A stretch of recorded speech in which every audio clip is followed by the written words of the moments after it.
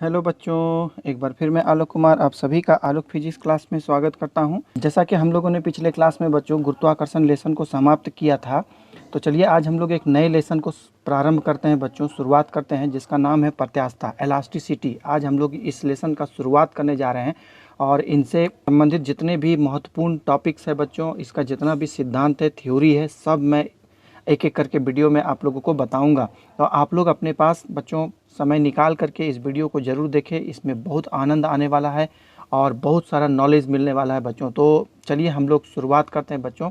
जैसा कि हम लोग नाम सुन पा रहे हैं प्रत्यास्थता बच्चों, तो ये पहले वाले जितने भी क्लास हुआ करते थे, जैसे 9th 10th होता था, उससे ठीक डिफरेंट है, पूरा अलग है। ये जस्ट पास करके 10th पास करके जो बच्चे 11th में आए हैं उसके लिए तो ये बिल्कुल ही नया चीज़ है। तो इसको आप लोग अच्छी तरह से समझने का प्रयास करें बच्चों, प्रत्यास्थता क्या होता है। तो सबसे पहले आप लोगों को मैं बता देना चाहता हूँ कि इसका परिभाषा क्या होता है प्रत्यास्थता का।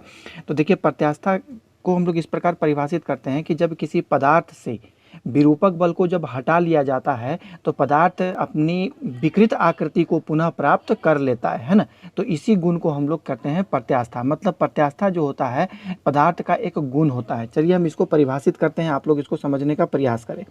तो देखिए यहाँ पर प्रत्यास्थता क्या होता है। प्रत्यास्थता किसको कहते हैं कि देखिए, जब किसी पदार्थ से, है ना, जब किसी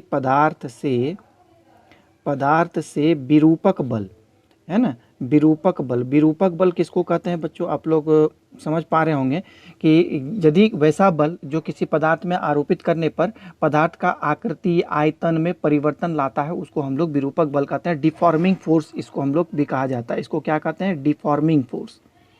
इसको हम लोग कहते हैं डिफॉर्मिंग फोर्स कहा जाता है, विरूपक बल। जब किसी पदार्थ से विरूपक बल को हटा लिया जाता है ना, विरूपक बल को हटा लिया जाता है तो पदार्थ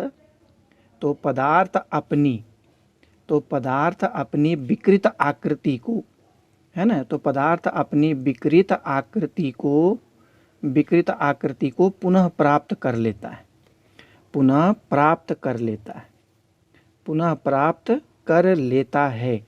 है ना। इस गुण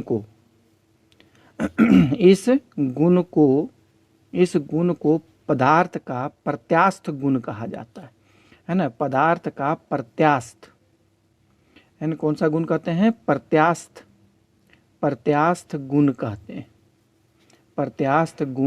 कहते हैं। तथा इस घटना को, है ना, तथा इस घटना को प्रत्यास्थता कहा जाता है ना, तथा इस घटना को प्रत्यास्थता कहते हैं। तो ये बात समझ में आ गया होगा बच्चों आप लोगों को कि प्रत्यास्थता, जब किसी पदार्थ से विरूपक बल अर्थात डिफॉर्मिंग फोर्स को हटा लिया जाता है तो पदार्थ अपनी विकृत आकृति को पुनः प्राप्त कर लेता है।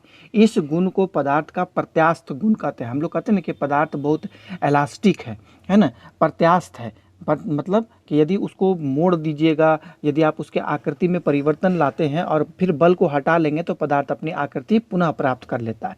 तो जैसे कि उदाहरण के रूप में हम आपको समझाने का प्रयास करते हैं कि मान लेते हैं कि ये एक आयरन रॉड है ना, लोहा का ये एक छड़ है। जब आप इसको मोड़ते हैं बच्चों तो ये बेंड हो जाता है, इस प्रकार मुड़ जाता है ना। और जब इसमें हम लोग बल को हटा लेते हैं तो लोहा फिर क्या होता है? अपनी आकृति को पुनः प्राप्त कर लेता है। तो इसका मतलब है कि आयरन में इलास्टिक गुण पाया जाता है ना, प्रत्यास्थ गुण उसमें पाया जाता है बच्चों।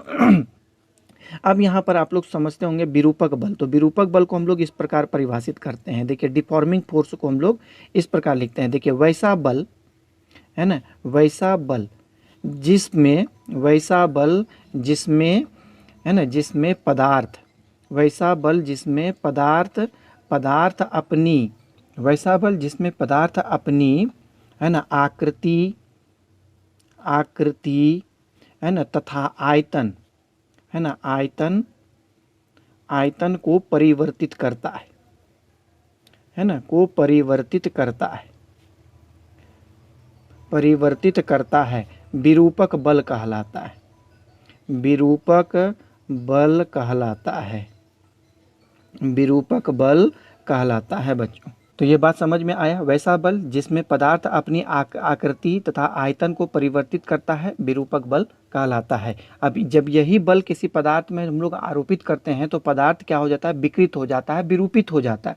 और जब इस बल को हटा लेंगे तो वह अपनी आकृति को पुनः प्राप्त कर लेता है। इस गुण को प्रत्यास्थ गुण कहा जाता है पदार्थ का, और इस घटना को प्रत्यास्थता हम लोग कहते हैं बच्चों। तो ये बात आप लोगों को समझ में आ गया होगा, है ना, कि प्रत्यास्थता क्या होता है। अब देखिए यहाँ पर पूर्णता है ना, पूर्णता प्रत्यास्थ पदार्थ क्या है, प्रत्यास्थ पदार्थ क्या होता है। अब देखिए वैसा पदार्थ है ना, पूर्णता प्रत्यास्थ पदार्थ, वैसा पदार्थ जिसमें, है ना, वैसा पदार्थ जिसमें विरूपक बल को हटा लेने पर, वैसा पदार्थ जिसमें विरूपक बल को हटा लेने पर, है ना, वैसा पदार्थ जिसमें विरूपक बल को हटा लेने पर पदार्थ अपनी, है ना, पदार्थ अपनी विरूपित आकृति को, विकृत आकृति को, है ना, विरूपित आकृति को, है ना, विरूपित आकृति को पुनः प्राप्त कर लेता है। पुनः या पूर्ण रूप से, पुनः, है ना, तथा पूर्ण रूप से प्राप्त कर लेता है। पुनः तथा पूर्ण रूप से प्राप्त कर लेता है, प्राप्त कर लेता है। ऐसे पदार्थ को पूर्णतः प्रत्यास्थ पदार्थ कहा जाता है। पूर्णतः प्रत्यास्थ पदार्थ कहा जाता है। पूर्णतः प्रत्यास्थ पदार्थ कहा जाता है। तो ये बात आप लोग समझ रहे होंगे बच्चों कि देखिए कोई भी दुनिया में ऐसा पदार्थ नहीं है कि जिसमें विरूपक बल लगाने पर पदार्थ थोड़ा सा विकृत ना हो, है ना। लेकिन कुछ पदार्थ ऐसे होते हैं कि जिसमें विरूपित बल को हटा लेंगे तो वो विरूपित तो होगा, और विरूपित बल को हटा लेने के बाद जो वो अपना आकृति को पुनः प्राप्त करता है उसमें कुछ न कुछ विरूपण रह ही जाता है ना। जैसे कि लोहा को यदि आप मोड़ते हैं तो लोहा विकृत हो गया, और विरूपक बल को हटा लेंगे तो वो अपनी आकृति को अवस्था प्राप्त कर लेगा। लेकिन आप देखिएगा कि लोहा कुछ न कुछ बैंड हुई बच जाता है, मतलब मुड़ा ही रह जाता है, वो लगभग पूर्ण रूप से अपनी आकृति को प्राप्त नहीं कर पाता है। तो पूर्णता प्रत्यास्थ पदार्थ क्या होता है कि आप पदार्थ को जो वास्तविक आकृति था उस आकृति को पुनः प्राप्त कर लें, ऐसा को कहते हैं पूर्णता प्रत्यास्थ पदार्थ। लेकिन जान लीजिए कि दुनिया में ऐसा या संसार में ऐसा कोई पदार्थ नहीं है जो पूर्णता प्रत्यास्थ पदार्थ होता है ना। तो यहाँ पे देखिए संसार में कोई भी पूर्णता प्रत्यास्थ पदार्थ नहीं है।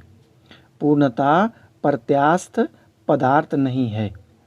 पूर्णता प्रत्यास्थ पदार्थ नहीं है। या एक आदर्श कल्पना है ना। या एक क्या है बच्चों, आदर्श परिकल्पना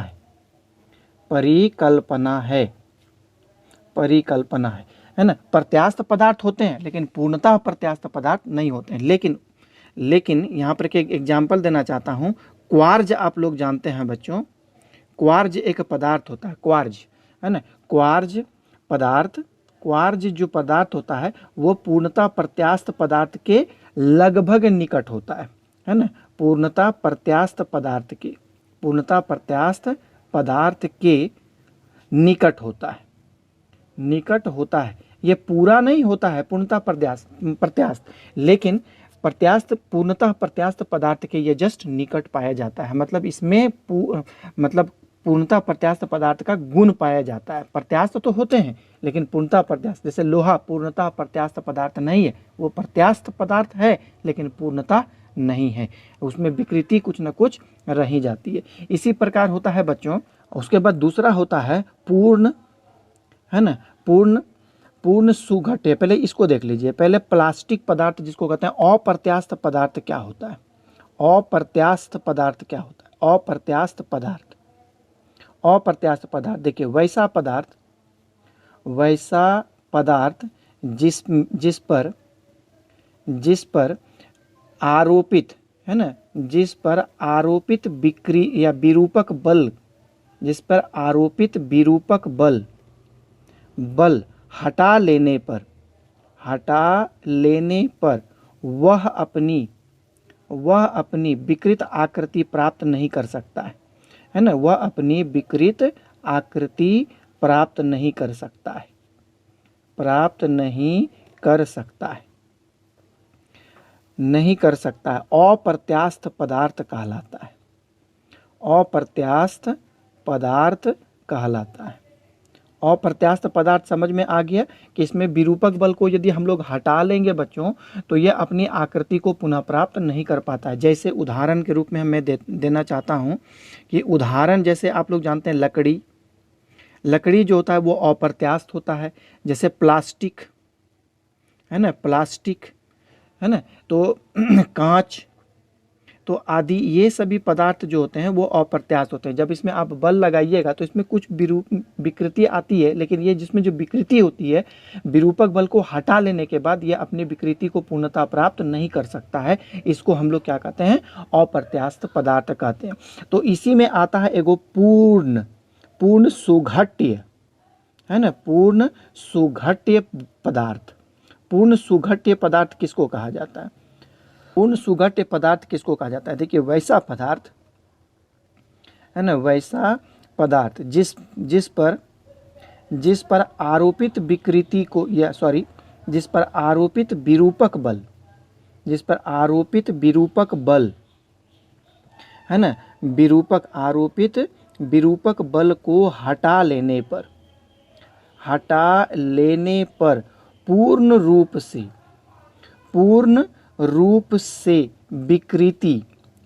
रूप से विकृति बच जाती है या शेष रह जाती है। पूर्ण रूप से विकृति शेष रह जाती है। क्या कहलाता है? पूर्ण सुघट्य पदार्थ कहलाता है ना, पूर्ण सुघट्य पदार्थ कहलाता है। बात नहीं समझ में आया होगा बच्चों, हम लोग जान रहे हैं आपको। वैसा पदार्थ जिस पर आरोपित विरूपक बल हटा लेने पर है ना पूर्ण रूप से विकृति शेष रह जाए है ना, उसको हम लोग क्या कहते हैं, पूर्ण सुघट्य पदार्थ। मतलब कि ऐसा पदार्थ दुनिया में नहीं पाया जाता है, संसार में नहीं पाया जाता है जिस पर आप मतलब विरूपक बल को लगाते हैं और उसमें विकृति उत्पन्न होती है। कुछ न कुछ विकृति उत्पन्न होगी, थोड़ा सा भी विकृति उत्पन्न होगी लेकिन होगी, है ना। लेकिन जब आप इसमें विरूपक बल को हटा लेंगे तो इसमें जो ये विकृति उत्पन्न हुई है ये पूर्णतः बच जाए। मतलब अब हटा लेने के बाद भी ये अपनी आकृति को पुनः प्राप्त नहीं कर सकता है। इस ऐसे पदार्थ को हम लोग क्या कहते हैं, पूर्ण सुघट्य पदार्थ कहते हैं, है ना। लेकिन ऐसा पदार्थ संसार में नहीं पाया जाता है, समझ में आ गया। कुछ न कुछ ये अपनी आकृति को जरूर प्राप्त करेगा, है ना। जैसे कि माने कि ये विकृत हो गया तो ये कुछ थोड़ा सा सीधा जरूर होगा, है ना। ऐसा सिर्फ आदर्श परिकल्पना होती है कि पूर्ण सुघट्य पदार्थ होते हैं, लेकिन ऐसा पूर्ण सुघट्य पदार्थ भी दुनिया में नहीं पाए जाते हैं, है ना। कोई भी पदार्थ जो अप्रत्यास्थ पदार्थ भी होते हैं, जब उसमें विरूपक बल को हटा लेते हैं तो वो कुछ न कुछ अपनी आकृति को प्राप्त करता है ना। पूर्ण रूप से विकृत नहीं रहता है वो। तो ऐसे पदार्थ जो पूर्ण रूप से विकृत रहते हैं उसको हम लोग पूर्ण सुघट्य पदार्थ हम लोग कहते हैं, जो कि आदर्श एक परिकल्पना है। ऐसा पदार्थ, देखिए ऐसा पदार्थ संसार में नहीं पाया जाता है, ऐसा पदार्थ संसार में नहीं पाया जाता है, ऐसा पदार्थ संसार में नहीं पाया जाता है। यह क्या है, यह एक आदर्श परिकल्पना है, यह एक आदर्श परिकल्पना है, यह एक आदर्श परिकल्पना है बच्चों। समझ में आ गया। तो ये इतनी बातें आप लोगों को समझना होगा कि प्रत्यास्थ किसे कहते हैं, विरूपक बल किसको कहते हैं, पूर्णतः प्रत्यास्थ पदार्थ क्या होता है, अप्रत्यास्थ पदार्थ क्या होता है, और पूर्ण सुघट्य पदार्थ क्या होते हैं, इसके बारे में आप लोगों को जानकारी हो गई होगी बच्चों। तो एक बात और आप लोगों को यहाँ पर समझना है बच्चों, थोड़ी सी बातें हम यहाँ पर आप लोगों को समझाना चाहते हैं, है ना, कि आखिर किसी भी पदार्थ के अंदर प्रत्यास्थ गुण क्यों पाया जाता है, क्या कारण है प्रत्यास्थता का, इस पर हम थोड़ा सा विचार करना चाहते हैं, आप लोगों को बताना चाहते हैं। तो यहाँ पर समझिएगा प्रत्यास्थता का कारण क्या है ना, प्रत्यास्थता का कारण क्या है। काउज ऑफ एलास्टिसिटी, पदार्थ के अंदर प्रत्यास्थता का कारण क्या होता है। तो इसको समझने के लिए आप लोगों को छोटी छोटी बातें समझनी पड़ेगी। जैसे कि आप लोगों को समझना पड़ेगा कि अंतर आणविक बल किसको कहता है, सॉरी, अंतर आणविक बल क्या होता है, अंतराण्विक बल क्या होते हैं, है ना, अंतर आणविक बल क्या होते हैं। फिर इसमें और एक टॉपिक है कि अंतर परमाणविक बल क्या होते हैं, अंतर परमाणविक बल क्या होते हैं, को हम लोग क्या कहते हैं, इंटर मॉलिकुलर फोर्स कहते हैं, इसको इंटर एटॉमिक फोर्स कहा जाता है ना। तो इसको ये अंतर आणविक बल क्या होते हैं और अंतर परमाणविक बल क्या होते हैं, इस पर हम लोग चर्चा करेंगे। तो अंतर आणविक बल क्या होता है, इसी पर सारी बातें टिकी हुई है। देखिए अंतर आणविक बल क्या है, अंतर आणविक बल पदार्थ के किन्हीं दो अणु के बीच, पदार्थ के किन्हीं दो अणु के बीच, पदार्थ के किन्हीं दो अणु के बीच लगने वाले बल को, पदार्थ के किन्हीं दो अणुओं के बीच लगने वाले बल को अंतर आणविक बल हम लोग कहते हैं, अंतर आणविक बल कहते हैं, अंतर आणविक बल कहते हैं बच्चों, है ना। पदार्थ होता है, उसके अणु भी उसमें पाए जाते हैं, तो उसके दो अणु के बीच में जो बल लगता है उसको हम लोग अंतर आणविक बल कहते हैं। इसी तरह होता है अंतर परमाणविक बल क्या होता है, आप लोग यहाँ पर देखिए अंतर परमाणविक बल क्या होता है। तो पदार्थ के, है ना, पदार्थ के किन्हीं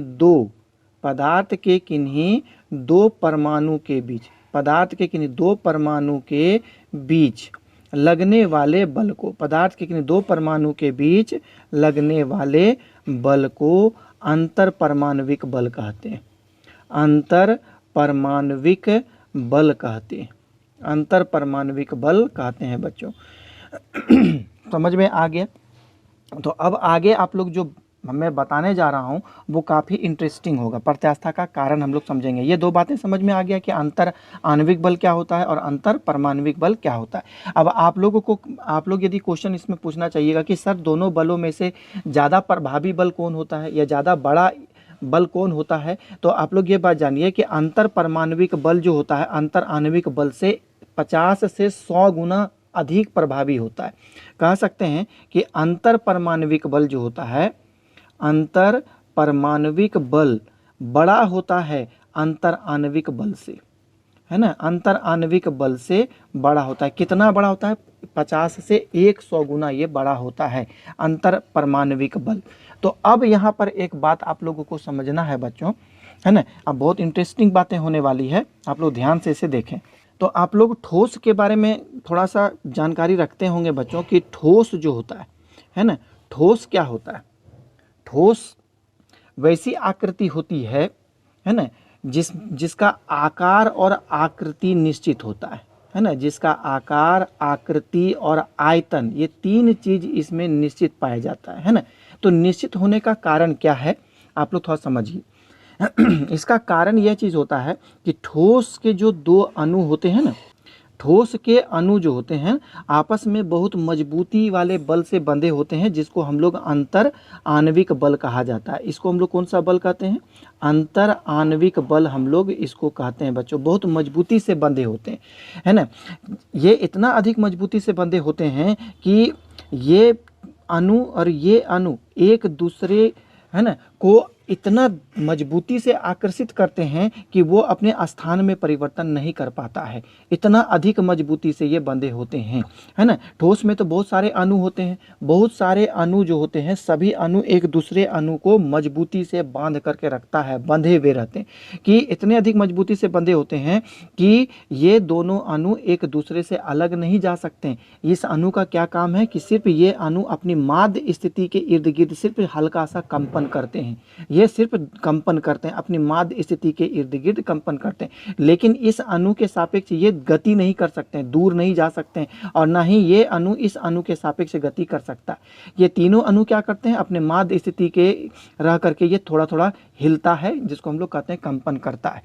बात यहाँ पर ये है बच्चों कि जब ये कंपन करता है ना, तो ये जो अणु है एक निश्चित दूरी पर जाकर के, है ना, स्थिर होता है। जैसे कि मान लेते हैं कि आप द्रव्य होता है ना, समझिए मेरी बातों को, जो हम आप लोगों को बता रहे हैं यही प्रत्यास्था का कारण होगा बच्चों, है ना। द्रव्य है, द्रव्य जो होता है है ना, वो तो आप जानते हैं कि वो प्रवाहित हो सकता है, बह सकता है, लेकिन जैसे ही आप द्रव्य को बर्फ में बदलते हैं तो द्रव्य के अणु जो होते हैं वो ठोस के सापेक्ष दूर दूर पाए जाते हैं, लेकिन जैसे ही जब आप इसको गर्म ठंडा करते हैं तो इसके अणु जो होते हैं एक दूसरे के नज़दीक आना शुरू हो जाते हैं और एक निश्चित दूरी पर जा कर के स्थिर हो जाते हैं। दोनों अणु जो होते हैं एक निश्चित दूरी पर जा कर के स्थिर हो जाते हैं, है ना।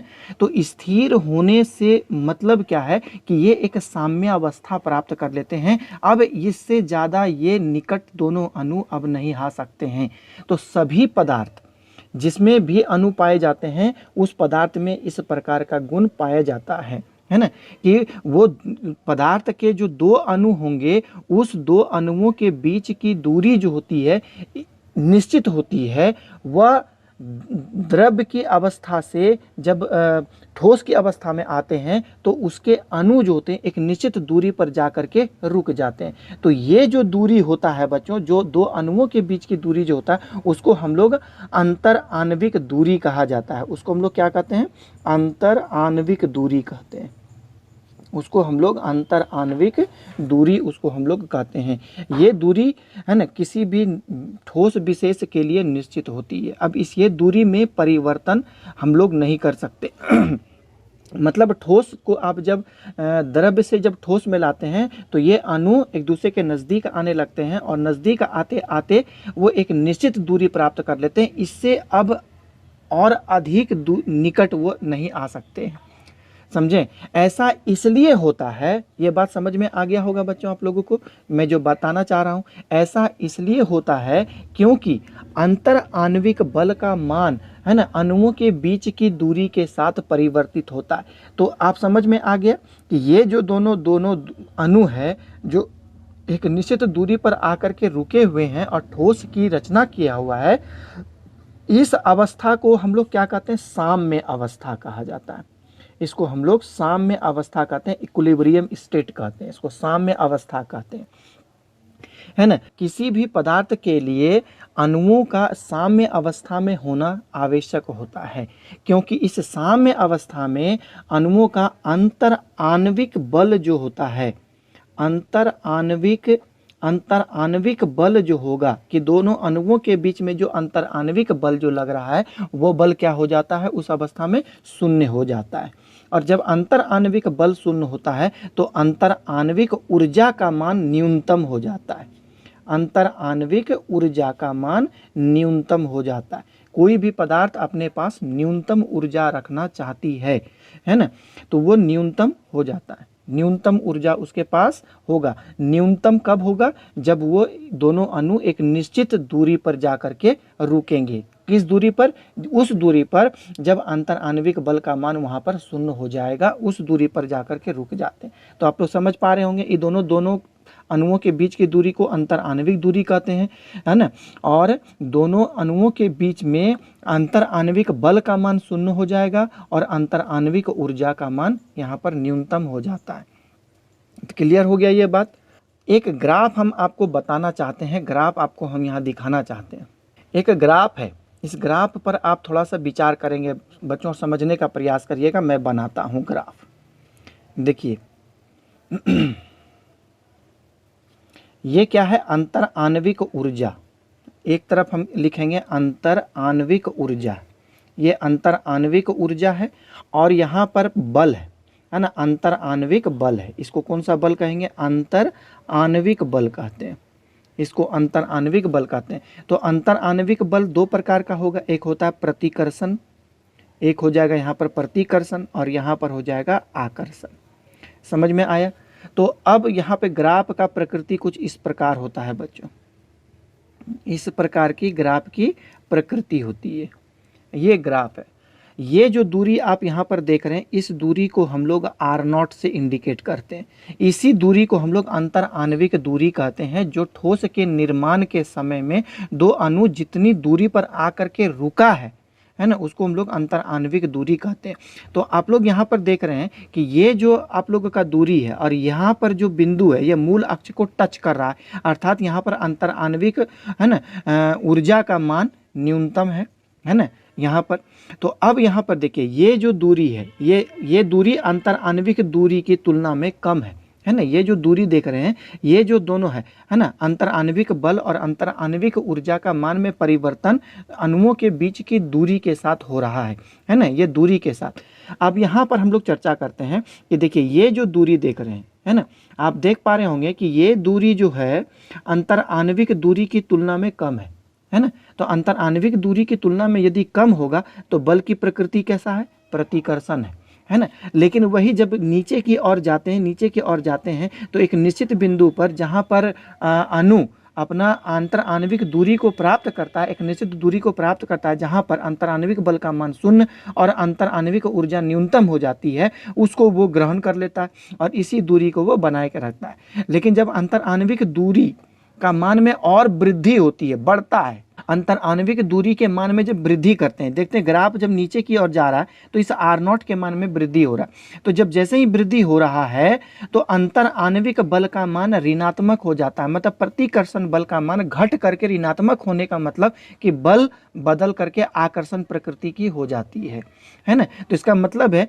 कि जब दो अणुओं के बीच की दूरी अंतर आणविक बल की दूरी से कम होती है तो अंतर आणविक बल प्रतिकर्षण प्रकृति का हो जाता है, और जब अंतर आणविक बल का मान है ना अंतर आणविक दूरी का मान एक न्यूनतम दूरी की तुलना से ज़्यादा होता है तो अंतर आणविक बल का मान आकर्षण प्रकृति की हो जाती है। मतलब दो अणुओं के बीच में जो लगने वाला अंतर आणविक बल है ना, वो अणुओं की दूरी के साथ जो है परिवर्तित होते रहता है। आप लोग इस बात को समझिए, छोटी से उदाहरण के द्वारा हम आप लोगों को समझाते हैं। मान लेते हैं कि एक ठोस है जहां उस ठोस का दो अणु है ना इस दूरी पर रुका हुआ है, ठोस के दो अणु इतनी दूरी पर आकर के रुका हुआ है। अब इस दूरी पर ही उसका क्या है, अंतर आणविक बल का मान शून्य है और अंतर आणविक ऊर्जा का मान न्यूनतम है ना, इतनी। अब यदि ये दूरी का मान घटता है, इस दूरी का मान को हम लोग कम कर देते हैं, तो इस दोनों अणुओं के बीच में जो अंतर आणविक बल लग रहा है ना, जो शून्य था, वो अब बदल करके किस प्रकृति का हो जाएगा, प्रतिकर्षण बल। इसका मतलब है दोनों अणुओं के बीच में प्रतिकर्षण बल लगेगा। क्यों लगेगा, ताकि वो दोनों दूरी अपना क्या बोलते हैं, प्रतिकर्षण बल काम करेगा, जिसके वजह से दोनों अणु एक दूसरे से दूर होकर के अपनी साम्य अवस्था को प्राप्त कर ले, है ना। इसलिए दोनों के बीच में प्रतिकर्षण बल काम करने लगेगा, इस दोनों अणुओं के बीच में प्रतिकर्षण बल काम करने लगता है। लेकिन अब क्या होगा, यदि दोनों अणुओं के बीच की दूरी को हम बढ़ा दें, है ना, अंतर आणविक दूरी जो है उसका मान को यदि हम लोग बढ़ा देते हैं तो दोनों अणुओं के बीच में जो इस अवस्था में अंतर आणविक बल का मान शून्य था, यहाँ पर वो प्रभावी हो जाएगा, जिसके वजह से ये अंतर आणविक बल का प्रकृति आकर्षण प्रकृति की हो जाएगी, अर्थात दोनों अणु एक दूसरे को आकर्षित करने लगेगा ताकि वो अपनी अवस्था पर जा करके, है ना, न्यूनतम दूरी प्राप्त कर ले और ऊर्जा को न्यूनतम कर दे। तो इस प्रकार जो होता है, दूरी परिवर्तित होने पर, अणुओं की दूरी बदलने पर, है ना, दोनों अणुओं के बीच में लगने वाला प्रतिकर्षण बल और आकर्षण बल बदलता है।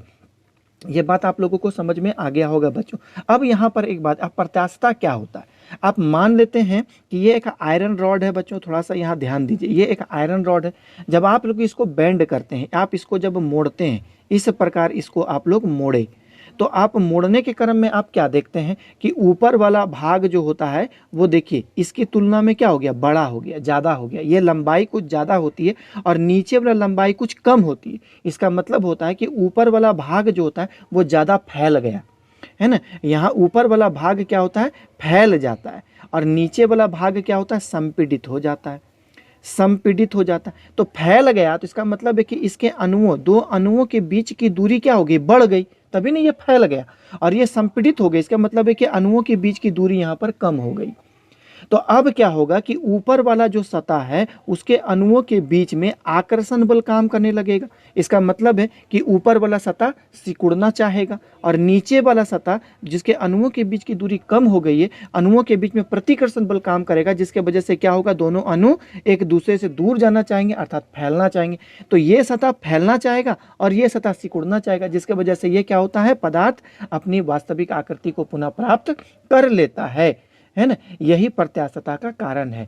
आप लोग इसको अच्छी तरह से समझ गए होंगे। नहीं समझे तो एक बार और समझा देते हैं बच्चों। ये मान लेते हैं कि मेरे पास एक आयरन का रॉड है ना। जब इसको हम लोग बेंड करते हैं, मोड़ते हैं, विरूपक बल इसमें लगाते हैं, डिफॉर्मिंग फोर्स अप्लाई करते हैं, तो इसका ऊपर वाला सतह देख रहे हैं कुछ ज़्यादा फैल गया और नीचे वाला सतह जो होता है संपीड़ित हो जाता है, सिकुड़ जाता है। तो ऊपर वाला सतह का फैलना, इसका मतलब है कि इसके अणुओं के बीच की दूरी एक दूसरे से दूर चले जाती है, मतलब अणुओं के बीच की दूरी ज़्यादा हो गई। और संपीड़ित हो गया, इसका मतलब है कि इसके अणुओं के बीच की दूरी सट गई, नज़दीक आ गई। तो जब ये अणु ऊपर वाले सतह पे अणु दूर चले गए तो दोनों अणुओं के बीच में लगने वाला आकर्षण बल की प्रकृति कैसा हो जाता है? आकर्षण प्रकृति की हो जाती है। इसका मतलब है कि ये दोनों अणु एक दूसरे को आकर्षित करना चाहती है, अर्थात ऊपर वाला सतह सिकुड़ना चाहता है ना, आकर्षण बल के कारण। और नीचे वाला सतह जिसके अणुओं के बीच की दूरी काफ़ी घट गई है, तो दोनों अणुओं के बीच में प्रतिकर्षण बल काम करेगा, जिसकी वजह से अणु एक दूसरे से दूर हो जाना चाहते हैं, अर्थात ये सतह फैलना चाहेगा, है ना। तो ये सिकुड़ना चाहता है, ये फैलना चाहता है, जिसकी वजह से ये अपनी वास्तविक अवस्था में वापस आ जाती है। तो यही तो प्रत्यास्थता का कारण है बच्चों की अपनी विरूपित अवस्था को पुनः प्राप्त कर लेती है। तो ये जो बल आप यहाँ पर देख रहे हैं बच्चों, है ना, यहाँ पर आकर्षण बल, मतलब ऊपरी वाले सतह पर अणुओं के बीच में आकर्षण बल उत्पन्न हुआ और नीचे वाले सतह के अणुओं के बीच में प्रतिकर्षण बल उत्पन्न हुआ। तो ये जो बल है वो कहाँ से उत्पन्न हो रहा है? उस पदार्थ के अंदर से उत्पन्न हो रहा है। तो पदार्थ के अंदर से उत्पन्न होने वाले बल को हम लोग प्रत्यानयन बल भी कहते हैं। ये चीज समझना बहुत जरूरी है। इसको कौन सा बल कहते हैं? प्रत्यानयन बल कहते हैं, है ना। रिस्टोरिंग फोर्स कहा जाता है इसको। तो मुझे पूर्ण यकीन है बच्चों कि जो आज मैंने प्रत्यास्थता का जो कारण बताया है, इसे आप लोग अच्छी तरह से समझ गए होंगे। ये एटॉमिक मॉडल है ना। इसको हम लोग आणविक कारण कहा जाता है। प्रत्यास्थता का आणविक कारण क्या होता है, तो ये चीज़ बच्चों को समझना बहुत जरूरी है। बच्चे क्या करते हैं, ऊपर ऊपर प्रत्यास्थता को समझ जाते हैं, लेकिन इसका कारण क्या होता है वो चीज़ नहीं समझ पाते हैं, है ना। अब मैंने इस वीडियो में आप लोगों को बहुत प्रयास किया है बच्चों इस चीज़ को समझाने का, बताने का, है ना। तो आज मेरा वीडियो यहीं तक रहेगा बच्चों, है ना। आप लोगों को नेक्स्ट क्लास में मैं इस लेसन को और आगे बढ़ाऊंगा। प्रतिबल क्या होता है, विकृति क्या होता है ना। तो इस सब चीज़ पर हम लोग चर्चा करेंगे बच्चों। तो आज मैंने जो वीडियो बनाया इसे आप लोग समझे बच्चों। यदि आपको समझ में नहीं आता है तो वीडियो को 2 बार 3 बार देखने का प्रयास करें।